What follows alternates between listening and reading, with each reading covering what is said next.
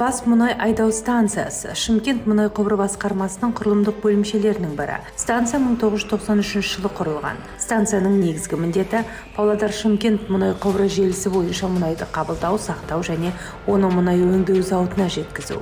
Станциядағы негізгі нысандар 20 мың текше метрлік 3 сұйық қоймамыз бар, қазандықтар бар, өнімділігі 1250 текше метрлі құрайтын қосалық сораптарымыз, 2500 текше метрді құрайтын магистралды насостарымыз, қазандықтарымыз, оператор жайлары, сондай-ақ әкімшілік тұрмыстық ғимараттар, корпустары бар.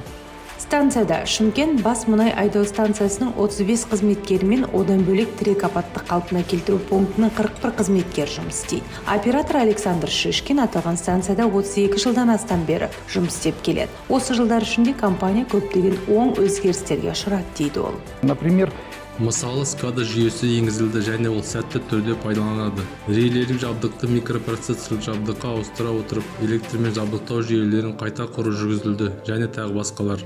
Сондай-ақ Александр Шишкин үздік маман байқауында көптеген жас әріптестеріне тәлімгер бола білді. в конкурсе «Лучший по профессии» Мен үздік маман байқауына қатыстым. Бұл өте маңызды. Өзінен кейінгілерге тәлім беру, білімінді жас ұрпаққа беру маңызды.